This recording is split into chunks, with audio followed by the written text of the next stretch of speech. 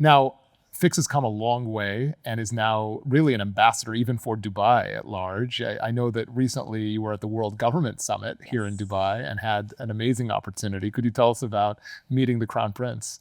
Oh, honestly, that was one of those moments, you know, it was amazing. Such a humble, down-to-earth person, you know. What did he say to you? The first thing he said was, "What have you done to the world?" Wow. And I think, you know, what's important is that, you know, leadership, honestly, recognizing like what's happened and recognizing the journey, etc. And for us at Fix, you know, that moment to be recognized by leadership is really important.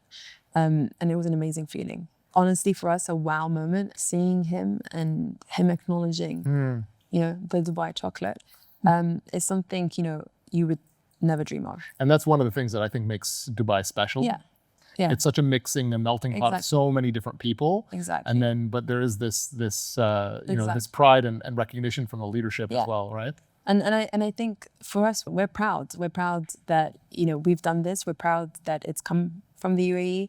We're proud that, you know, it's called the Dubai chocolate and is recognized everywhere. Now, Dubai is known usually for importing luxury. I mean, here you're an example of one who's creating it and exporting it to the world. Do you think this is the beginning of something of more of a made in Dubai that could reach the rest of the world? Yeah, no, I think so. I think, you know, in Dubai and in the UAE, there's a lot of great homegrown brands, you know, and I think we're seeing a difference in F&B or any other product in UAE that can go outside the UAE. And I think, you know, there's a lot of creativity and support from the government also to encourage more entrepreneurs to do that.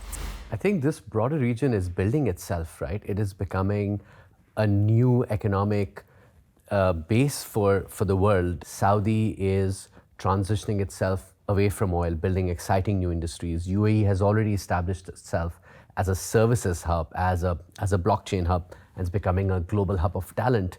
The rest of the GCC countries are also coming up with their own unique propositions in every single aspect. This is one of the fastest growing regions in the world. Essentially, think of what Dubai was 30, 40 years ago. And think of what they've done. They've consistently made it easy for businesses, talent, families to move here, live here in comfort and safety. Now, I mean, I love Dubai and I live here, and we know this is a great place, but also what it's built on in terms of this extreme openness. Do you think that's a fit for you know, a broad range of countries? Look, capital and talent will always find the right market for themselves, right? They will eventually chase the best return.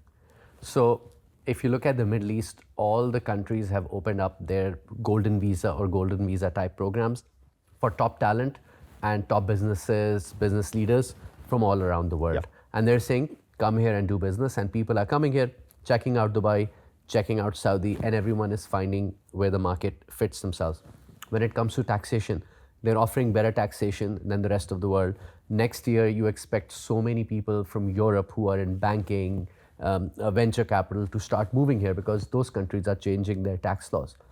So it's really for countries like Iraq, for Syria, for Pakistan, your risk premium is a lot higher than GCC or the rest of the world. So you have to make it supremely easy, for entrepreneurs. I think that the regulators in the region are as business friendly as they come. If I want to sit and compare to regulators in Europe or the US and how complex things can get there, you're not talking about forward-thinking governments abroad.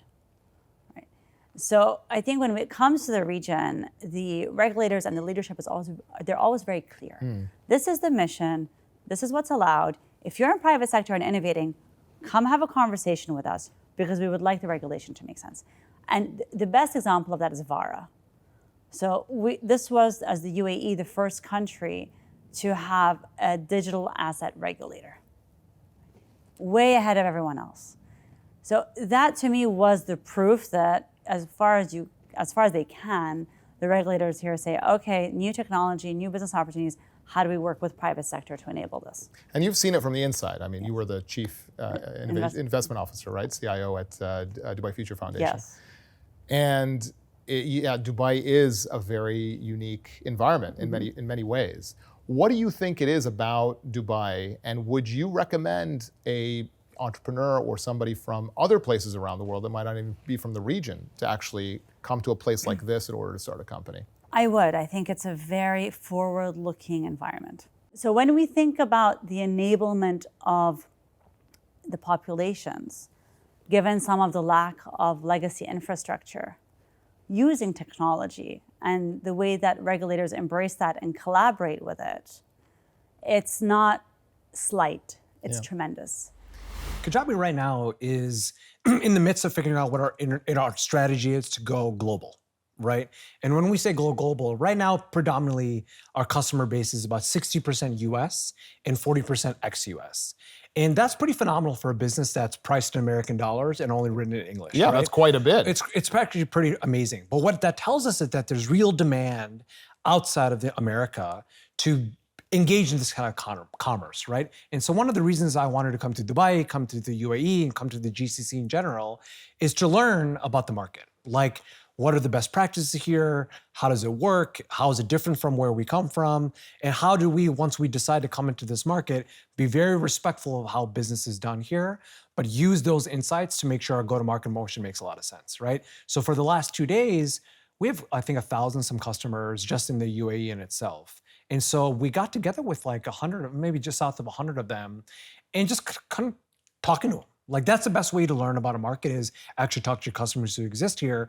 And what we found is that, particularly in Dubai, they're international by default, right? They are a bunch of expats who moved here, loving life here, wanted to move here because of the business-friendly environment. It's a great place to like be able to jump off from and visit the world. A lot of these people are digital-first entrepreneurs, so they can kind of work from wherever they want.